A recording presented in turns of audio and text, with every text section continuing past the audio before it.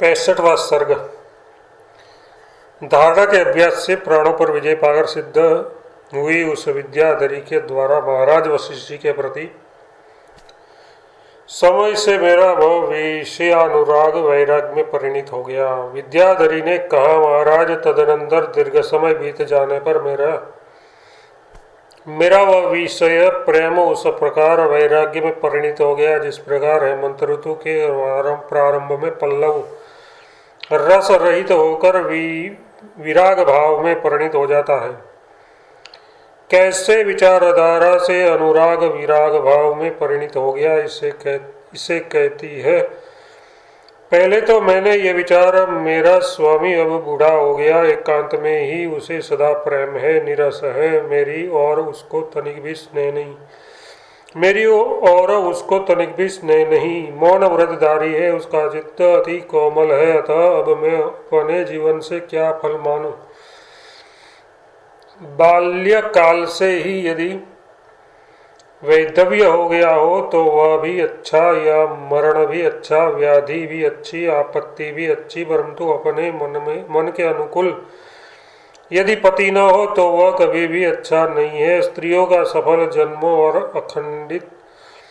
अवखंडित सौभाग्य यही है कि तरुण, रसिक और कोमल बर्ताव करने वाला पति हो। जिसका पति निरस हो वह स्त्री विनष्ट ही समझनी चाहिए, जो बुद्धि संस्कार युक्त न हो वह नष्ट ही समझनी चाहिए, जो स्त्री लक्ष्मी दुर्जनों से उन्मुक्त यानी दुर्जनों के पास हो वह नष्ट ही समझनी चाहिए। वही स्त्री है जो अपने पति से अनुगत हो, वही स्त्री है जो सज्जनों से अनुगत हो, तथा वही बुद्धि वही साधुता है, वही समदृष्टिता है जो शांति आदि गुणों से मधुर और उदार हो। महाराज, यदि पति और पत्नी निरंतर एक दूसरे के प्रति प्रेम करते हो तो न मानसिक पीड़ा, न शारीरिक पीड़ा, न आपदा और न दुष्ट ईर्ष्या उत्पात हेतु अतिवृष्टि, अनावृष्टि, टीडिया, मुस्सी, पक्षी तथा आसन्न राजे ही बाधा पहुंचाती है। विकसित फूलों के स्थान तथा नंदक वन की उद्यान भूमियां उन स्त्रियों को मरुद भूमि के सदा संताप पहुंचाती है जिन स्त्रियों का पति प्रतिकूल है अथवा है ही नहीं। इसलिए स्त्रियों के लिए सभी वस्तुओं का त्याग सरल है, परंतु एक पति का त्याग दुष्कर है। यह कहती है, भगवान, इस जगत में जितने भी पदार्थ है उन सभी को अपनी इच्छा के अनुसार गुण की अल्पता से या प्रमाद से स्त्री छोड़ सकती है, परंतु पति को छोड़कर यानी स्त्री पति को छोड़कर सभी वस्तुओं का परित्याग अनायास कर सकती है। हे मुनिश्रेष्ठ, स्थिर यौवन युक्त मैंने अनेक वर्षों तक ये दुख भोगे, मेरे दुर्भाग्य का विस्तार तो जरा देखिए, अथवा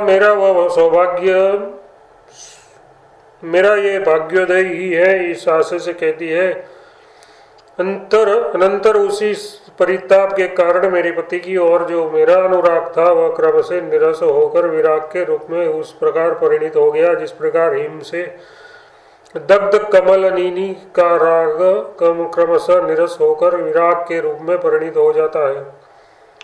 हे मुने, उक्त क्रम से विराग की वासनाएं प्राप्त कर सभी पदार्थों में उन्हीं को लगा रही हूँ। अब मैं आपके उपदेश से अपनी मुक्ति चाहती हूँ, इस समय में भी, जबकि आप में जैसे उपदेशकर्ता का मुझे लाभ भी हो गया है, तब मैं यदि विश्रांति की इच्छा न करूं तो मरण होना ही अच्छा है। इस आशय से कहती है, महाराज, जिन्होंने अपने अभीष्ट अर्थ प्राप्त नहीं किए हैं और परम आत्मपद में जिनकी बुद्धि विश्राम नहीं हुई है, ऐसे मरण तुल्य दुखों के प्रवाह में बह रहे मनुष्य का जीने की अपेक्षा मरण ही अच्छा है। सह धर्मचारिणी स्त्रियों का पति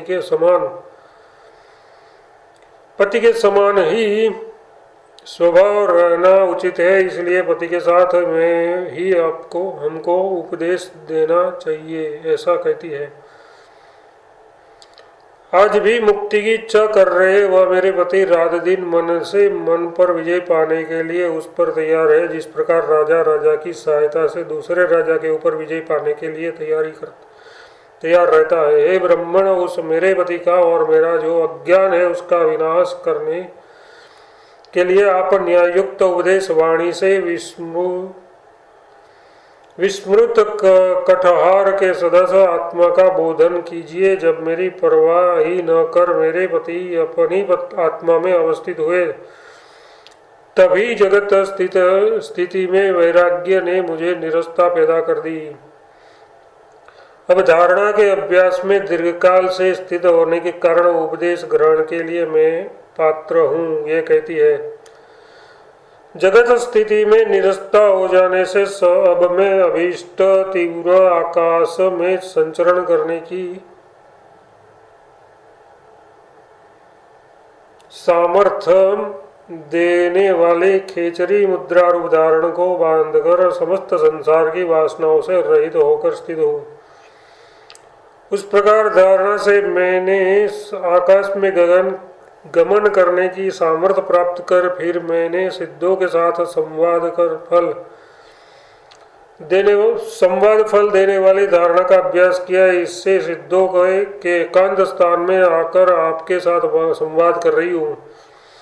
उसके बाद मैंने अपने वास स्थानभूत ब्रह्मांड के पूर्वाभर घटित आकार को शास्त्र और योग दृष्टि से देखने के निमित्त तदाकार मतलब अपने वास स्थानभूत ब्रह्मांडकार भावनारूप धारणा बांधकर स्थित हुई और वह धारणा भी मुझे सिद्ध हो गई। तदनंतर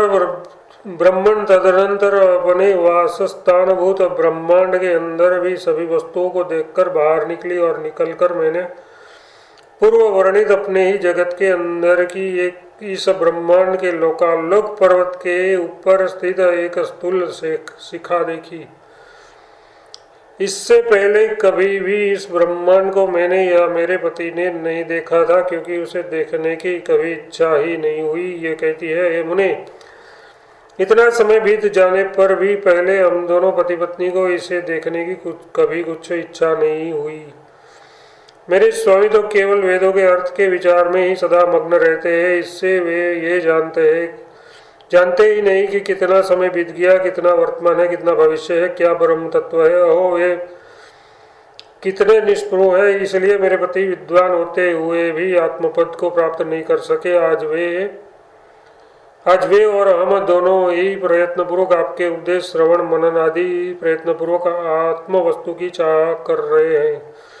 अतः हे ब्राह्मण, आप हम लोगों की प्रार्थना को सफल करने के लिए सर्वथा समर्थ है। बड़े लोगों के सन्मुख आए हुए कोई भी प्रार्थी कभी निष्फल होकर नहीं जाते। इस अर्थ के निर्मित तुमने दूसरे सिद्धों से प्रार्थना क्यों नहीं की? इस पर कहती है, हे मानद, आकाश मंडल में सिद्ध समूहों में निरंतर घूम फिर रही मैं आपके सिवा दूसरे किसी को भी अज्ञान रूपी वन का दावानल नहीं देखती। इस प्रकार अपने संपूर्ण वृत्तांत को बतलाकर शरणागत मेरी उपेक्षा नहीं करनी चाहिए, यो महाराज वशिष्ठ जी से प्रार्थना करती है।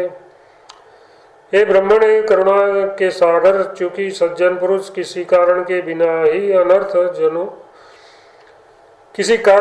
ही अर्थी जनों की अभिलाषाएं पूर्ण कर देते हैं। इसीलिए आपकी शरण में आई हुई मुझ अभिला का तिरस्कार उपेक्षा आप नहीं कर सकते। उपेक्षा ही प्रार्थी जनों का तिरस्कार है।